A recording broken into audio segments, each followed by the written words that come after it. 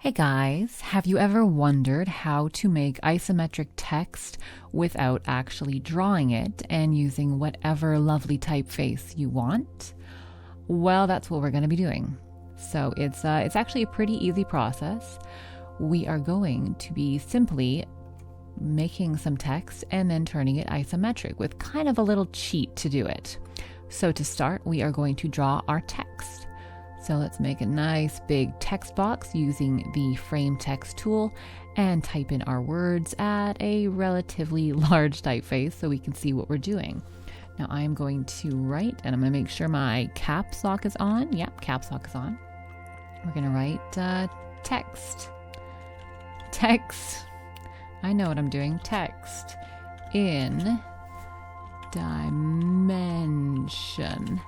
All right, now I don't like that typeface. Sorry, Arial, but I don't. So we are going to use, let's see, maybe something that's a little bit thicker. Bebas? Bebas. Bebas. Yes, that's pretty good. I do like this one. Ooh, we have so many options, but I think for this, we will stick to Bebas. Bebas. And I'm going to move that to the next line. Otherwise, it's just going to be one really long thing of text, and we don't need that. It makes it tricky. So we'll make this a bit tinier. And my leading is a little crazy, so let's just bring that up a bit. And because we are doing isometric text, I am actually going to increase the tracking on this. So that's over here, and I'm just going to press Shift and bring it up so it goes up in increments of 10%. So that's not bad. Maybe we can make it a bit farther apart. We'll try that.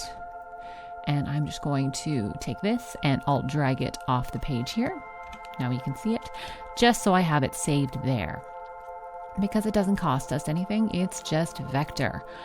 So next we are going to actually make it isometric. So to do so, we're going to go up to Window, then isometric, and we have our isometric panel now. Then we can go modify grid, show grid, see grid, and I'm just going to bring the spacing down to my usual, which is 0.3, and close. Now we're not actually doing anything with the grid, but it is important to see how the grid kind of works. So with our lovely isometric tools here, we can take our text and put them on any plane we so choose. For example, we got our text, we click the front plane, we go fit to plane, and it fits to plane. We undo that, we can do it on the side plane, fit to plane, so it's now facing this way. Undo, and we can now do it on the top plane as well. Fit to plane, and we have it on the top.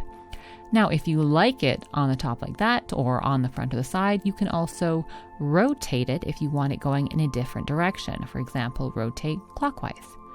I wouldn't do that because that's hard to read. Same with that. And then we get it back here. So you can either do it like that or like that. I think for this anyway, we are going to go with that. So it is facing the front, but it's on the top. So now we are going to make it isometric. Now to do that, we are going to fake it. And to do that, first we actually have to convert it to curves. So just like we did before, I'm going to Alt and drag that over there so we have a nice copy of that. I like making lots of little vector copies over here in case I ever need that stuff again. And then we are going to zoom. Actually, we don't need to zoom. We just need to select it and go, right click and then go convert to curves. So now all of our text is no longer editable or texty. It is just shapes, but it's all one big grouped together object, which is what we want. Text in dimension. I'm hoping I spelled that right. So next thing we're going to do is we're going to zoom in, and we're going to zoom in uncomfortably close. We're going to invade that text's personal bubble. Super close. And I'm just going to make sure this whole thing is on the top. So we can go arrange, move to front. So now it's on the top. And I'm going to duplicate. And to do that, I'm going to press Alt and Shift and just duplicate it a little bit.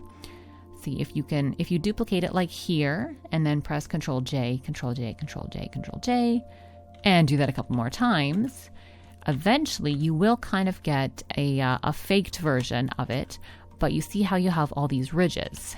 So it looks good, but you've got the ridges. And that's because we didn't really do it close enough to each other. So let's go back, undo, undo, Control Z all the way. And next we are just going to do it a little bit closer so you can see the difference. So let's grab that and go just a smidgen lower. It's very, very close. And then we'll Control J that. And it's going to require a lot more. So many more, actually. All right, and let's see how that worked. Zoom all the way out. See, as you can see from a distance, that does not look like we have any ridges. It all looks pretty good. So that's basically how you fake it. So let's find whichever one is on the top here. Good luck finding the one that's on the top. Hopefully is it that one? Nope, it is not that one. We'll undo that. And we gotta find the one that is on the top so we can change its color, and I will show you how this isometric thing all comes together. So to make this work, I am just going to go super, super close like we did before. And I'm going to grab this one on the top, make sure it is in fact on the top, move it to front just in case, because it might not be after all those duplications. And I'm going to give that a color. Did I give the right one a color? Let's find out. Let's go back in and there we go. Give it a color. There we go. So now we have our top, well, I'm just going to close that. We have our top top words have a nice color so we can see how isometric-y it all looks. At this point, you can decide if you want to add more of the isometric effect or if you want to go back and change everything. Now with this, I think what I'm going to do is change the color to maybe this lovely blue here and zoom in again, and I'm going to maybe I can now move that, and if I want I can probably even make some more. So go in and zoom up real close there, and I'm going to drag this again the same way we did it before, just taking the one that's on the bottom, and it should be on the bottom. Move to back. Not that really is going to help us, but that's okay. And again, just duplicate it. So I'm going to try to move it the same as it was before, and go Control J and just keep doing that a bunch of more times until you are happy. Now if you go too many times, worst case scenario is it's a bit long. Best case, you just have to undo it. So I kind of like that. That's pretty good. So we've got our isometric text that we have completely faked. Let's take off our grid so you can see what it actually looks like. And to that, we need our isometric tools back. Go into grid settings, unclick show grid and close. And we have our text. Now, why don't we make this a bit nicer? And to do that, we can zoom in, grab any one of these, anyone. We'll grab this one. And then we can go select same fill color. And it's now going to select all of those, which is, there's so many there. And we can change what color we want that. So why don't we give it like a nice, super dark, but somewhere in this sort of same blue realm. There we go. Now it would be a little bit harder to change the colors on this side and this side. It's doable, but you have to do it before you duplicate. So let's zoom out.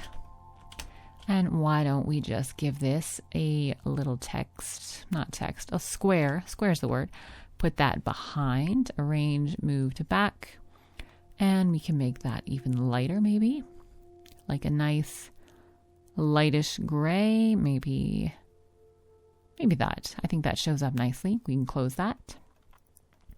So we have our lovely isometric text. If you want, you can go in and give this top one a stroke. Why don't we do another blue maybe? just a really light stroke. We can actually do it the same color as this text underneath. And then I will also change it. Let me select it. So it is, where were we? We want it to align to the inside. There we go. So we've got our nice straight lines going down the side. And we can also, if you want, make that stroke just a little bigger. So we'll bring that to maybe a 1. That might be too big. Let's go 0.5. That's a little better. Yeah, I think I like that. Although it's doing some weird stuff here, so maybe we want to center it. Of course, then we've got some weird stuff going on here. So there's some issues with that. Although, if we want to fix that, then we would add a stroke to all of the text underneath. And we would basically just give it the exact same stroke. So for this, we have a 0.5. Why don't we make it a 1? Okay, so I like that. That's a good stroke. And then we will select everything else. So all of these groups underneath it. I'm just going to go all the way down to, we'll just do everything basically all the way there. And we will give those a stroke of 1 as well. Also centered with the same color. And now we're good. So everything has a stroke. And because everything has a stroke, it gives us a really nice clean line down the side, which is just like the cherry on the top of the little cake here. I quite like that. So that is pretty much it. We can get a bit fancier with this. We could try out a different typeface, but you would have to go back to this stage to do that because this is all just shapes. But it's basically you just put the text underneath it once it's on an isometric plane and you duplicate the heck out of it until you've got it.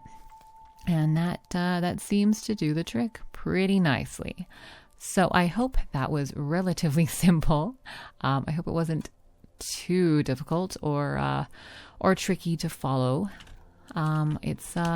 It's pretty fun when you start experimenting with different typefaces, doing some isometric text, especially the really fancy ones. So once you've kind of nailed this with like a really easy typeface, try something really fancy. Like, let's see what we can do.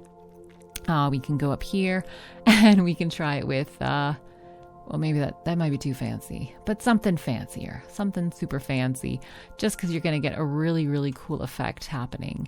And once you get really good at it, you can do some crazier stuff, and it's going to get really fun.